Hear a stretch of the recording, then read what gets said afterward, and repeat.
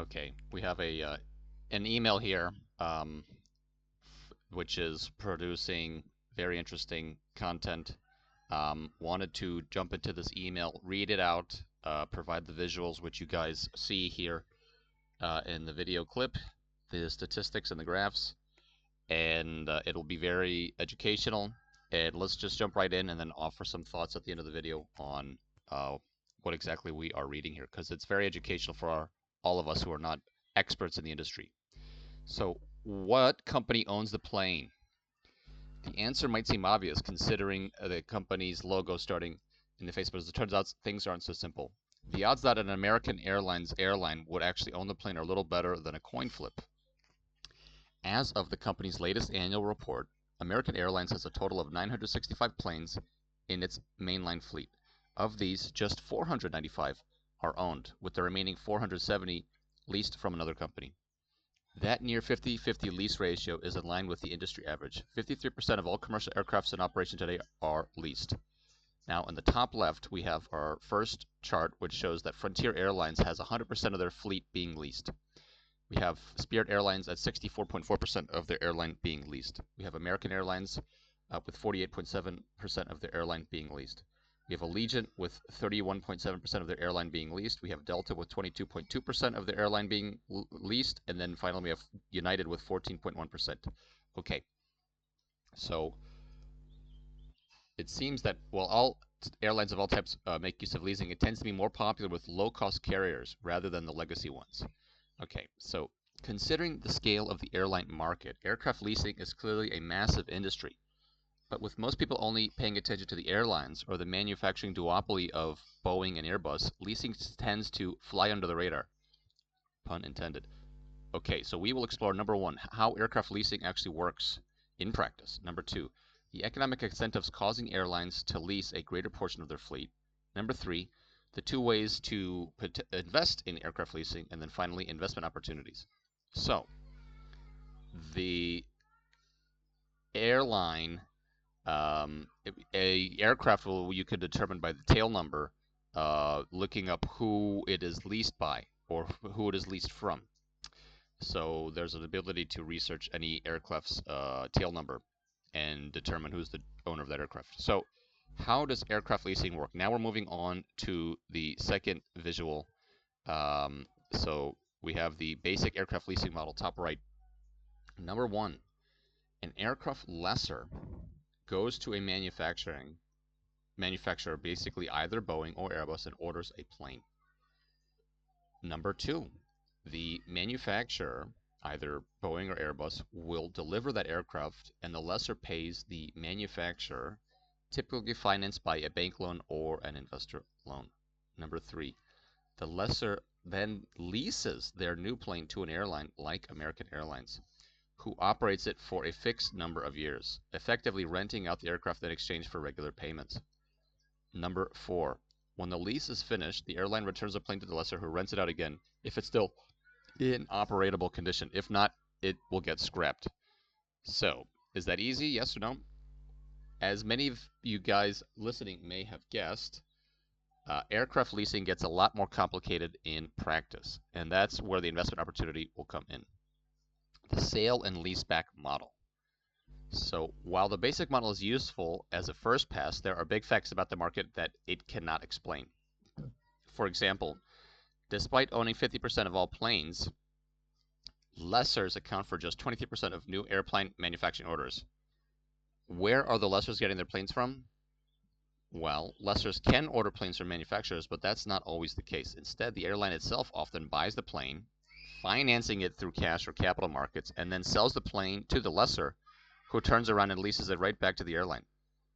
The bizarre technique is known as the sale and leaseback model, and it's quite common.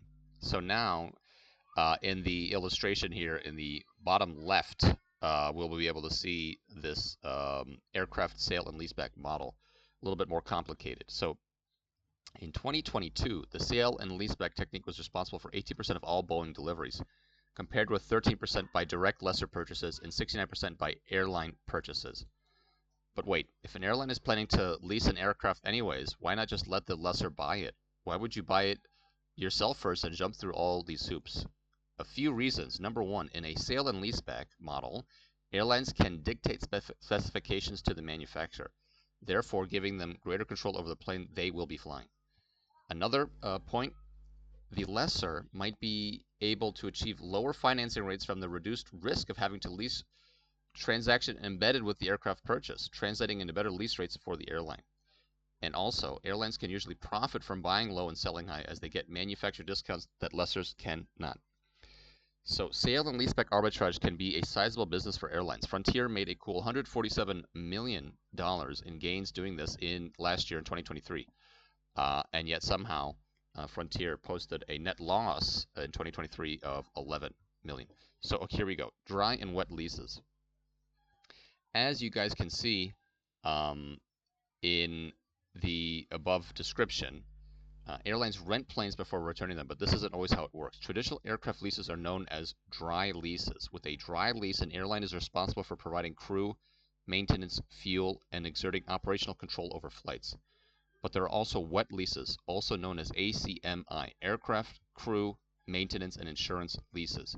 Under this lease agreement, the lessor is responsible for operational control over the flight, not the leasing airline. Think of it like chartering an airline or subcontracting a route. Wet leases are far more popular in Europe, where they're used to meet short-term high demand during the summer, although some argue this is really about skirting EU labor laws. U.S. airlines have fewer wet leases thanks to union agreements that limit the number of flights that can be outsourced to non-airline pilots. While typical dry leases agreements can be for 10 plus years, wet leases are far shorter, from 2 years to just a few months. Have you ever found yourself on a plane with zero branding? Thanks to wet leasing. So operating lease versus finance lease. This might sound complicated for folks, so let's jump in. Finally, there are two specific types of dry leases to be aware of: operating leases and finance leases. Under an operating lease, an airline rents an aircraft for a set term before returning it to the lessor, who then has to deal with the decision of whether or not to re-release it.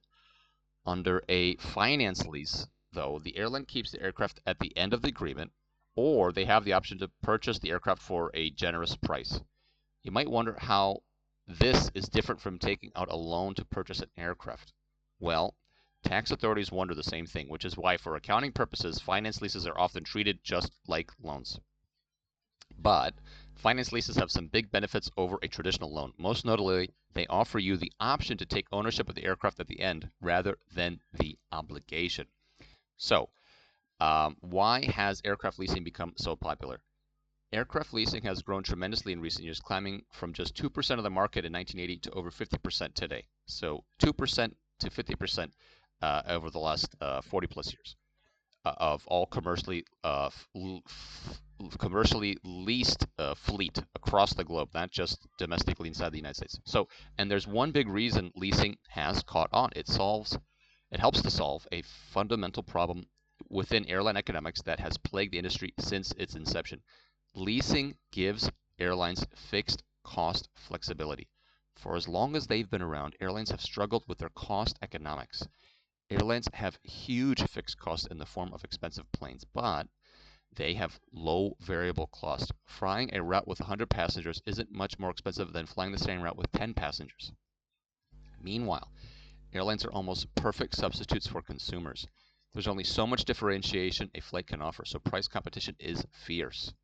The incentive to sell additional tickets at almost any positive cost, paired with intense competition, makes it hard to keep marginal revenues high enough to support fixed cost over time.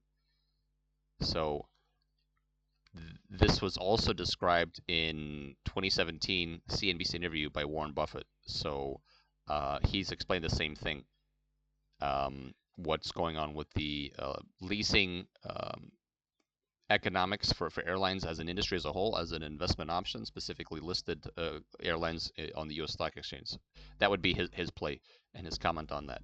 So one way airlines address this is to ensure that their fixed costs are always working to generate revenue. So this is a big reason the hub and spoke model is so popular. It has higher aircraft utilization than the point-to-point model, but leasing provides another solution. Scale fixing costs up and down based on demand, which is arguably a paradox. For airlines, leasing even a portion of their fleet allows for greater cash flow flexibility than owning every plane outright. Short-term wet leases are the most obvious example of this, but even a portfolio of multi-year dry leases can have their maturity structured like a bond ladder to allow for annual decisions on whether to scale fleet size up or down. Oh, and leased planes can be serviced much more quickly than newly purchased ones. So between Boeing and Airbus, the global aircraft manufacturing backlog has grown to almost 13 years. So at this point, leasing is basically the only way for airlines to get new planes in their fleet on short notice. When demand is high, airlines can scale up their leases to profit. When demand is low, they can scale down so they don't go bankrupt like so many of their predecessors. Now, what are the drawbacks of leasing? By using operational leases, airlines don't build equity in their fleets, which can be a useful source of cash in tough times. Sale and leaseback transactions were a vital lifeline for airlines during the pandemic. While the value of that equity will depreciate over the usable life of planes, roughly 20 years at manufacturing, even an out-of-commission aircraft still has value. After they're done flying, planes are frequently sent to airplane graveyards called boneyards, where they're stripped for parts. Engines, replete with hard-to-get parts, can go for millions. A second-hand 747 landing gear, meanwhile, can fetch up to 300,000 US dollars. Okay. Now, under an operational lease, though, the lessor that retains the residual value of an aircraft, not the airline. Okay. So, furthermore, lease payments are usually even stricter than interest payments. Most aircraft leasing agreements contain a hell or high water clause, meaning airlines are responsible for payment no matter what happens. Still, aircraft lessors also have to deal with their own share of risk. As the travails of the Boeing 737 MAX highlights, crashes are still very much a live risk. There was the 2018 Lion Air flight that crashed in Indonesia. Well, that was leased from a Chinese company. Geopolitics introduces even more uncertainty. When Russia invaded Ukraine in 2022, Western countries responded with financial sanctions, including canceling all aircraft leases in the country made by Western headquartered companies. The result, about 500 planes worth almost 15 billion stuck in Russia with no realistic avenue for lessors to repurpose most of them. The legal drama is still playing out. Still, for both airlines and lessors, it looks like the benefits of leasing will continue to outweigh the costs, which is good news for investors who can benefit from the industry's performance. So, how to invest in aircraft leasing businesses? With production backlogs plaguing manufacturers and travel figures back to pre-pandemic levels, aircraft values have risen in recent years. This has translated into higher lease rates and stronger revenues for lessors. Bottom line, now is a great time to be an aircraft lessor, according to this email, and there are some very interesting ways to do it. So now, the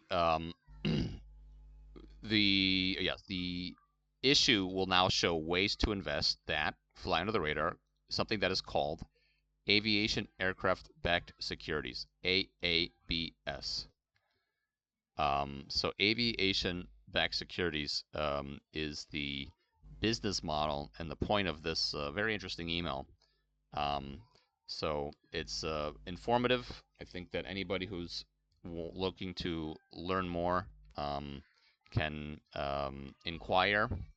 So I know that out of, I believe, New York City, this company, Brian and Wyatt, they're providing interesting cash flow opportunities, interesting essentially investment opportunities. So we'll leave it there for now. That was a good primer. Very interesting article for certainly me to read. Hopefully you guys all enjoyed it. The illustrations provided here in this video are a good sort of visual about the 101 of aircraft leasing. Very informational, wonderful to read, well-written email, and looking forward to covering more from both Wyatt and Brian.